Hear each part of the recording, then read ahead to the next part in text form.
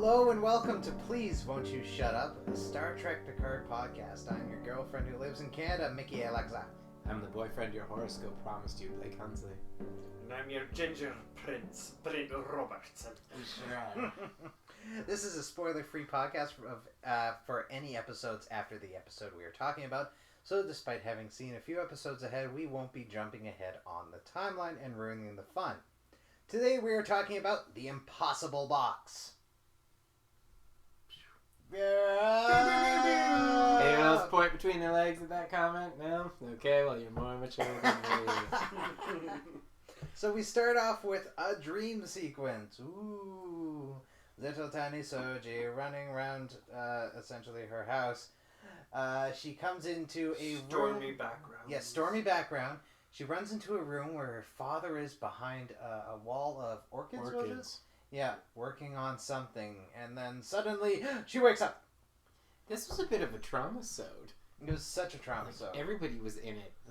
Especially Picard. Oh my god. Oh, there's some moments. I do enjoy, and this is my personal preference, but the orchids and the plants, it's very Keiko-esque in the, interest of, plants and science and plants. The way that they represent science, good science with plants. Yeah. And I'm like, that's where I really loved where Star Trek was going last time it was here. Yeah. And I love that it's still there with the right people. If we get some Keiko and Miles O'Brien, I will be very happy. I would love to see some Keiko and Miles O'Brien. They gotta be living on Cardassia. That's gotta be how do you find what's happening there? She loves it, and he's just like, he's gotten used to it. I'm gonna jump way ahead to my make it so. I need some Cardassians. There you go. Yeah, we all I need want. the Cardassians. Fucking Cardassians. So Narek. Big spoon or little spoon? Ooh, big spoon or little spoon? It's an important question. Everybody likes the big spoon. So Narek, being of course the attentive boyfriend he clearly is, and not a Romulan spy, not a spy. Please speak into the microphone. Man, it's almost at the point where I don't feel bad for Soji. Yeah. Because he's just so obvious, but he's so torn. He's gonna feel bad. Fuck that guy. And his sister's even worse. I can't stand that. Oh, she's horrible because she has there's no maybe to it. It's just... No, they I don't understand the point of that. 90210, Brenda, and what's his face? Was Brenda Shannon Doherty? Shannon Doherty. Then I believe it. It was Shannon Doherty. I didn't and watch 90210. Neither did I. But it was like we're brothers and sisters, and this is horrible. And if you're not with us, you're not with anything. She's just so one-dimensional.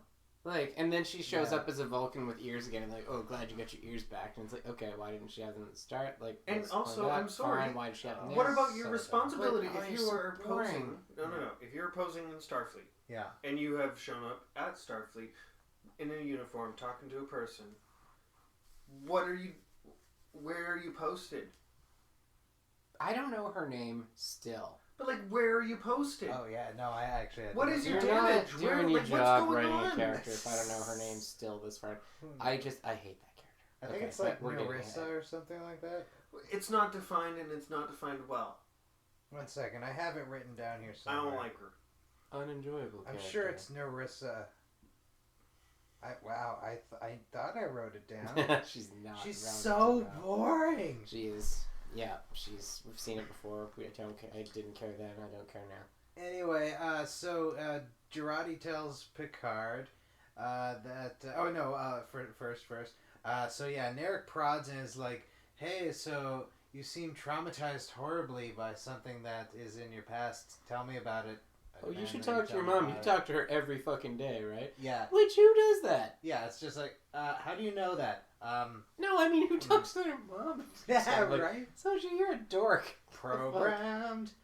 Then we go to the, oh my god, I've forgotten the name of the, of Rios' ship. La Serena.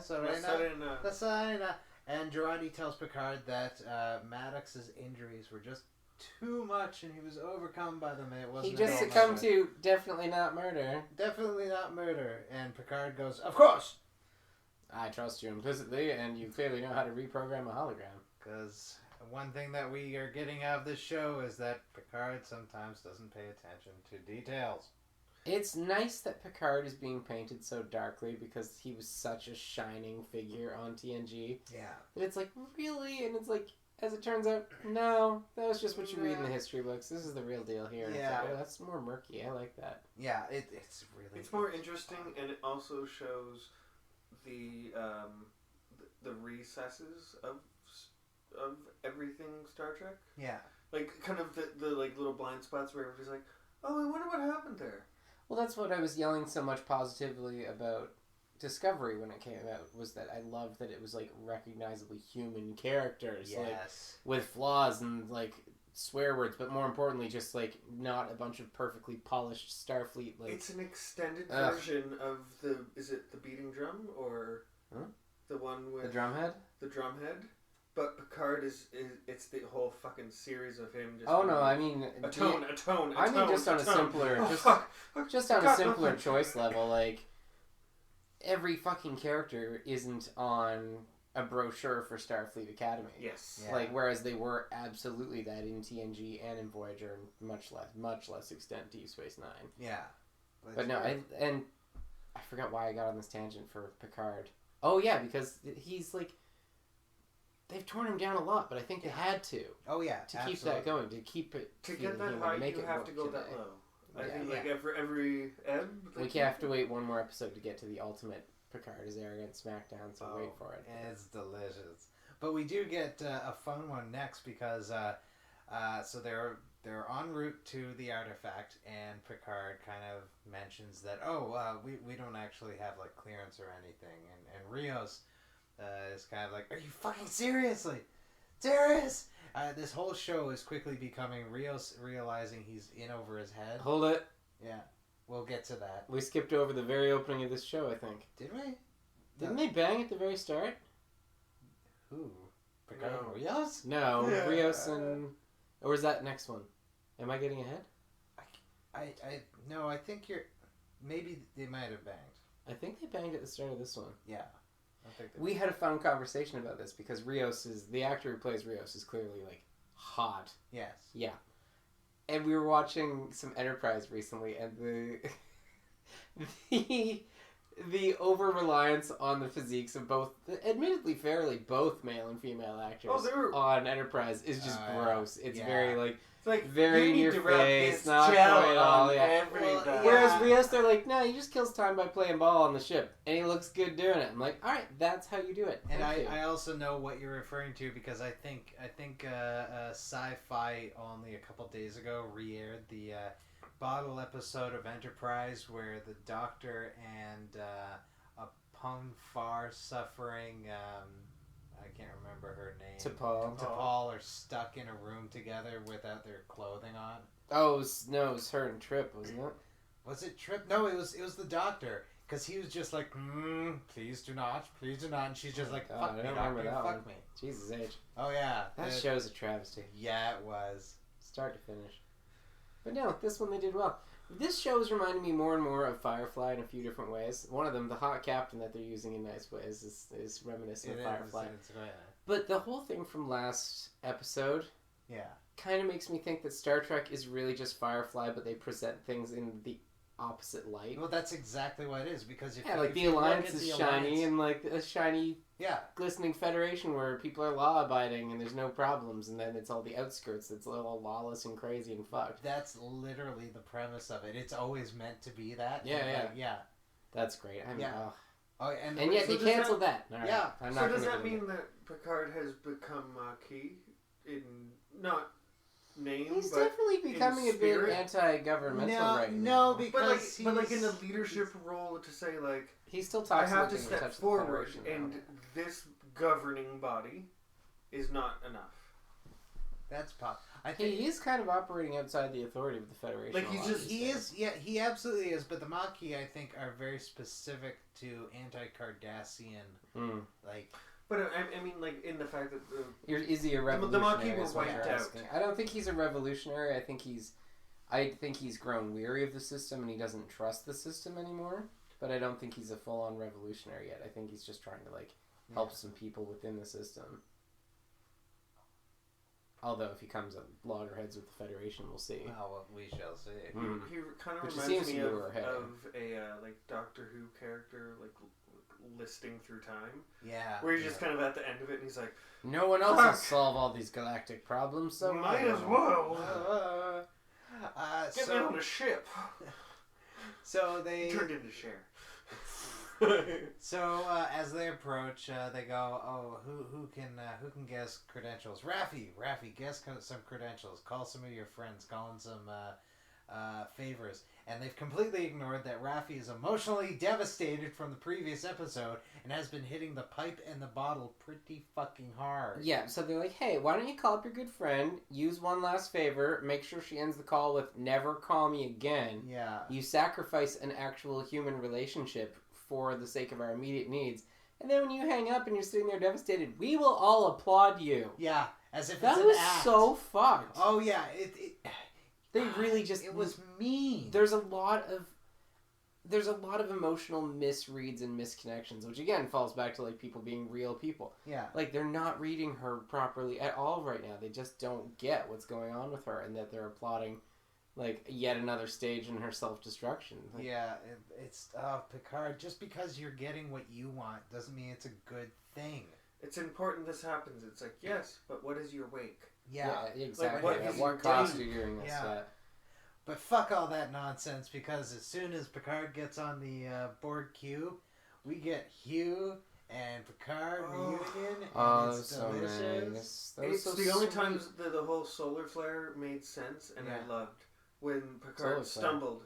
Like where that light flare. The lens flare thing. The lens flare. It's the only time in Star Trek and current Star Trek, I'm talking within the last 5 years, where like you see it and you're like, of course you're having that moment where like it's jarring and it.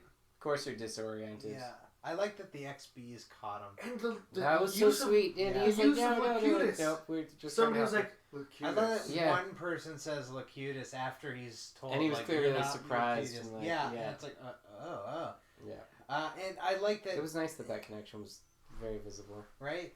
I like that they didn't then have like him be like, no, I'm not like. He just kept running. Yeah, and I like that him and Hugh had such a sensitive moment. That was improvised. Aww. The guy who plays Hugh was like, I actually feel this. Thank you for bringing me back. Yeah. Why don't we actually do that? And it's like, yeah, all right. Oh, that's so sweet. So that was entirely honest. So like they actually held. And yet we can't have Manu Inter-Raymay come back. We're just gonna murder his character. Oh my god, that's so beautiful for like him to be like just hold the character meeting the character. Yeah.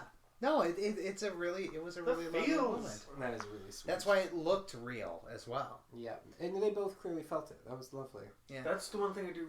I want to give credit where credit is due with writers, showrunners, and people incorporated all around. Yeah, they are respecting and carrying the torch. Yeah, yeah, they're respecting some of the character relationships for sure. It's probably the most important really thing. Wonderful way and. They're gonna make mistakes because every writer, every human, every person does. Yeah. But like they care. That's all I need. Mm-hmm. Fall where you need, but fucking love it. Right. Right. Be invested custodians in Star Trek. Yes. People care about this. We lost a hard one this year. Yeah. Oh, absolutely. She wrote some of the best. DC Fontana. Oh, DC Fontana. And Nog. I can't remember the actor's name right now. Aaron Eisen. Odo. I think Odo, yeah. Renee Aubergenois. It was a shitty year. Yeah. But we got lots of good Picard, which is great. There you go. Yet another good episode. Yeah. This one didn't excite me quite as much as the last one. Oh, I know. I'm just I'm giving it my emotional rating right now. Last one was so phenomenal, and this one... I don't know. know. I'm glad to see the Borg finally addressed a bit more. Yeah. But... I like how different the Borg are. I just hated some of the characters so much this episode. I really liked... Narek can fuck off. I liked Hugh's... He needs a cactus dildo immediately. Hugh's ownership of a name, where he's like, taking a name back is the most powerful thing you can do. Oh, with his XB. And I was just like, that's new society. Yeah. Oh, that's no, new society. I'm just like... Everybody hates us. We're XPs now. I was very glad after the absolute brutal, hateful commerce use of exports from last episode. Yeah. It was really nice to see Picard be so genuinely moved by Hugh's efforts to save former Borg and to liberate former Borg and rehabilitate them. It's a nicely complex show. So Narek, while this is all occurring between Picard and Hugh, and Hugh's giving Picard the $5 tour, Narek is prodding Soji and convinces Soji that maybe something's wrong. And Soji... Your phone calls to your mom are exactly 11 seconds every day. How fascinating. I've been watching this forever. Yeah. So Soji gets a cool, chronoscope, I guess. Something that tells you exactly how old something is. Oh, yeah, it was if your phone could carbon date things. Yeah. That was great. Immediately, and she starts going through... Well, 3 years old. Yeah, so she starts going through all of the photos. And But she didn't scan herself. No, she didn't. She probably, you know why? Because she probably absolutely knew what it was going to say, and that was a bridge too far for her emotions. Right. I liked when she scanned the stuffed animal. That was definitely the Yeah. You're like, oh. Your whole life's a sham. Also, who has childhood drawings up on their wall? Right? So yeah. If you're on a Borg cube though, as a human, doesn't think about. I think she doesn't consider how odd she is because she is an android. It's just kind of whatever. What happens next? So we get her telling Narek is like, okay, I've got an idea. You've got some repressed memories or something. I'm gonna take you on this super secret meditation ritual that is only for Romulans. That's guarded by a low-key racist. Guarded by a low-key racist for sure. This isn't for round ears, was it? Round ears. Yeah, What's straight the up in your face racist, I guess. Yeah. And Narek is just which was really just a labyrinth walk from hippie Oh yeah. Yeah. That was horseshit. Yeah, from Saltscapes magazine. So I got these lights from the dollar store, and I thought it'd be real nice if we just walked around and talked about This is a secret from the humans. Is it because you stole it from the Outdoor Living Network? Is that why? Was it from O magazine? Burn. This step on the labyrinth means acceptance. Fuck off. Yeah, I'm sorry. No, not you guys gave up the whole premise of every step has a meaning when she started getting into the story, and suddenly she's at the end because she goes back into her memory, and she's led by Narek to look around the corner. Don't break away when her father yells her name, and oh my God, she's a doll. She's a big wooden doll on a table. she's Pinocchio. Yeah. What could it mean? What could it mean? Yes, what could that, plus your 11-second conversations before passing out every day, plus your everything you own is 3 years old mean? Yeah. Sure, she doesn't want to acknowledge it and all that, but... So Narek, having found... and she says, and then she looked up through a skylight, and I saw that it was stormy out, that the atmosphere was red, and there was 2 moons, and Narek goes, done! And immediately pages a super annoying sister, who's again the most meaningless character in the show. And sets a time bomb to kill her. Yeah. Oh, it sets at the very end, just oh yeah, sets fuck off you, radiation. bitch. Yeah, and then stands there and cries like a bitch. Yeah. Oh, fuck off, Narek. And he's gonna have his moment later on where he's like, I'm sorry, I didn't mean it. I've turned I've turned a new table. I've turned over a new leaf. And that's things are cool. And she's gonna punch her in the face with a knife, and I'm gonna be like, good for you. Yeah. Narek, you're almost as annoying as your sister. Right. And in that moment, Soji finally fully activates and tears the floor apart. Yeah, punches straight through the parquet.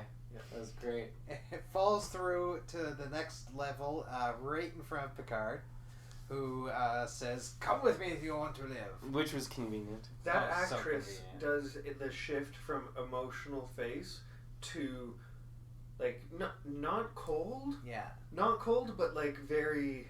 Okay, if we're going to talk about that actress, very held. We need to talk about the child actress that played Kid Soji, because, oh my God, it looked exactly like her. It was incredible. It was crazy. Impressive. And I have a question, and this is kind of maybe bigger android. So, lore and data were created kind of together, right? Yeah. And the whole idea that and what's their network? Positronic. Their positronic neural network yeah. works better with two poles. Yeah. Does that mean that Dojin Soji is essentially a lore and data? No, lore and which data, means that their there may be personalities weren't designed to be polar opposites like that. Yeah. Lore was just severely flawed. So Yeah, Okay. lore was supposed to have more of advanced emotional responses. Yeah. I just didn't know if there was a potential here that we didn't know. Oh yeah, it was like Soji or Is Doj Soji, actually evil? No, I don't think Lore or data? Yeah, no, Okay. they fixed it. They're like both datas, and they make one super data. I Okay. guess. Yeah. But now you can't have your super data because one is dead. So Hugh takes Soji and Picard, and they go to the Queen's cell, and he pulls up an emergency transporter. Cool, which was designed by who? And they were assimilated, and they're the most annoying species. Oh yes, Yes. it was Sicarians? the species that the Sicarians. Sicarians. They suck so hard. Yeah, They're We're just gonna so teleport annoying. wherever we would like. We just exist for seeking pleasure, and we're totally not annoying. Just, yeah. Do you want to use one of our sinful phones? They're so fun. They were originally written. Yeah. So if anyone doesn't know what we're going on mocking about here, this is a Voyager species. An early Voyager. Season species. 1. So Yeah, they Episode had this. 6 or pointless. 7. They had this technology though, that could it was basically like a teleporter that could teleport you up to 40,000 light years away. Yeah. To planets. But yeah, they were so fucking irritating and just snobby and pain in the ass. And then you find out that at some point they got assimilated. Yeah, Technology got taken by the Borg. Completely That's fucking great. assimilated. Well, I It's guess like, they okay didn't. then. They didn't necessarily all get assimilated. Like, Oh, the they got Sicarian ship could have absolutely assimilated, but fucked up. I like to think that they got fucking annihilated. Yeah, Yeah. like we won't share our technology with you because we're too self-interested, which is of course the prime directive. So yes, I know what I'm asking for. Yeah. The Federation. But then the board But show then the up board and show up and you they're just like, will- that's super useful. You no longer exist. That's ours now. That's Thank great. you. They probably just stole all their technology and then blew the planet up because they were like, you add nothing to the collective. Yeah. Like how we talked about Talaxians, they would never be assimilated. Why did just They're drive like, from perfection? who wants whiskers in the collective? Yeah, exactly. Yeah. Yeah, being like 10% cat, 10% alley cat does not. Yeah. It does not inspire. We don't like root vegetables on the cube. Sorry. Oh my gosh. Mariola root shot. Uh, How much we hate Neelix. I'm sorry. I don't think it's just this show. I think. No, but, like, Neelix in general, is the well world. spread. no, Yeah. it's true. Yeah. He wore carpets and couches. He's just a thankless fucking character. He truly is. Which is too bad for the actor who put his all into it, but like... He was really the did. best I don't blame Ferengi. him. I don't. Best Ferengi ever. Yeah, he was... When did he play Ferengi? TNG and DS9. Yeah, he played like one of the earliest Ferengi. Oh, okay. Back when they were like supposed to be villains. Oh yeah. Oh, that's what I was gonna say. The Sicarians were supposed to be recurring villains in Voyager, along with the Kazon and the Vidians. But But like, they were just all of too them- annoying. Yeah, Because too everyone was boring, like, too no, annoying. they're just not interesting enough, Well, so they we're had never like gonna bring them light back. noodles as headdresses. They did. They had Yeah. ramen headdresses, and they were all about pleasure and had vaguely French accents. And we're just like, yeah. It's like, would you like some soup, Janeway? Yeah, Oh, ugh, it looks gross. so good on you. Janeway, man, she has the worst taste in that episode. She's Yeah. like, I'm kind of into this, and it's like, that's gross. Her Irish hologram was better. Oof, that's harsh. That's a pretty embarrassing episode for But Janeway. also, bad. like, for Picard, his Irish hologram is better. Who's his Irish hologram? The She's not a hologram. She's a No, I'm Romulan. talking on Picard. The Irish hologram is he's the engineer. Oh, the Rios. Is there an Irish one? Yeah, he has an Irish one. I'll take Rios in any language, so that's fine. Yeah, or in any accent. That's such a fun character to play for him. Oh, I know. For the character, That just be actor's like, amazing. oh, also, can you be like 5 holograms Yeah. with different Will characters Wheaton, that are all to cool? quote him again, Yeah. compared him to Tatiana Maslany from Orphan Black. Yes. Which is a flattering fucking comparison. That's for fair. anyone. It's like you're just playing 80 She's people. great. Yeah. So the episode ends with Elnor staying behind with With Hugh. with Hugh after after a lot of XPs get killed in front of you, and we No. No? Oh, my mistake, No. my mistake.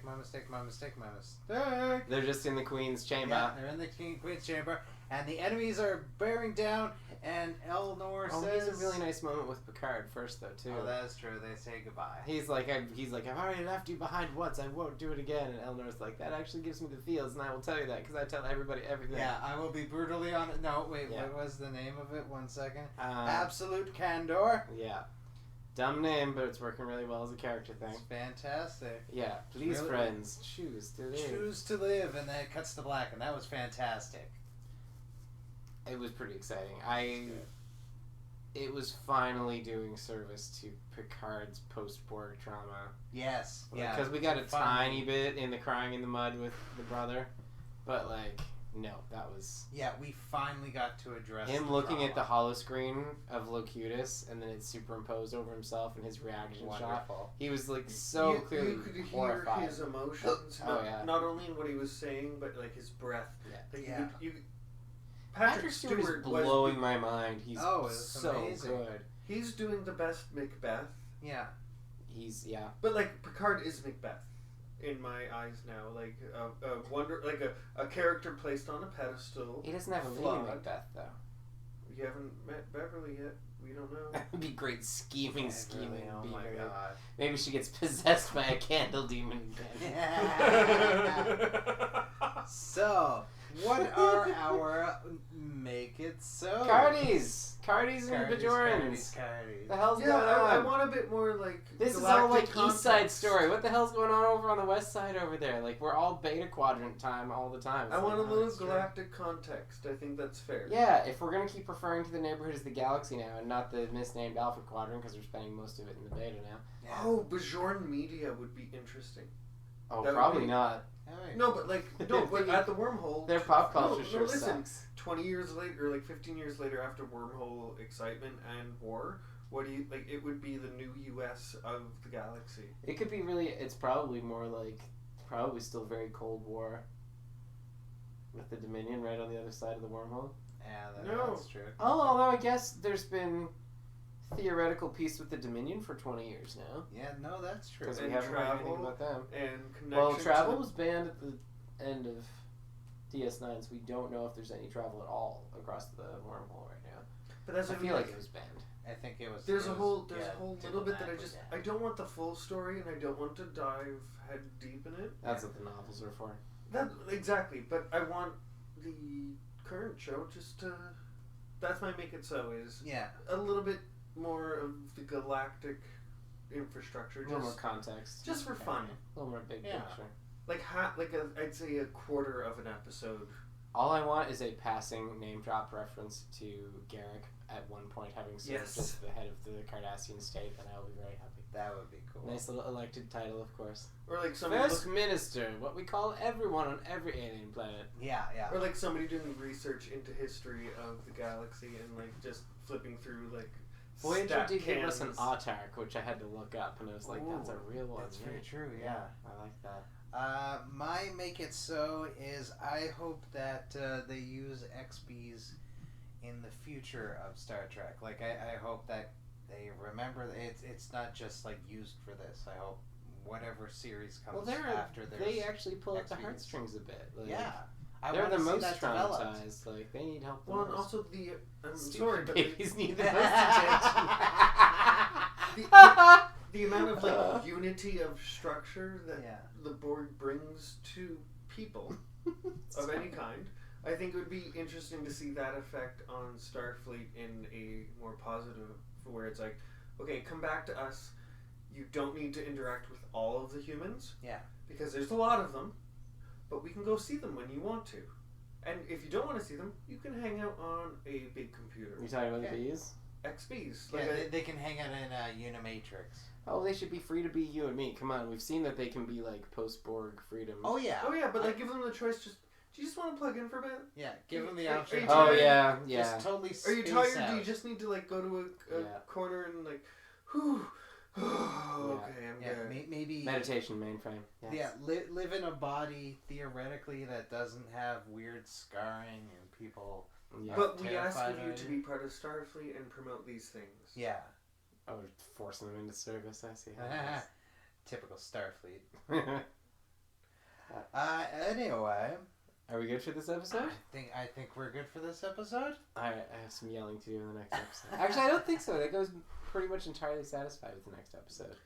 No. There's some exciting stuff happening. Tune in. We will get to that. No. Oh, but first, you can find us on Places and Things at placesandthings.com. Indeed. So thank you very much for listening to Please Won't You Shut Up, a Star Trek Picard podcast. If you enjoyed it, please like, share, and subscribe. And if you're watching this on YouTube, please ding the thing for more updates. You can find us on YouTube at youtube.com/mygenderiscinema. Yeah. Don't forget to visit HereEgo Productions on Patreon, where you will find this and other podcasts and videos, plus much, much more. And please show your support by pledging as little as $1 a month so we can keep bringing these shows to you. Until next time, to absent friends. Hello. Hello.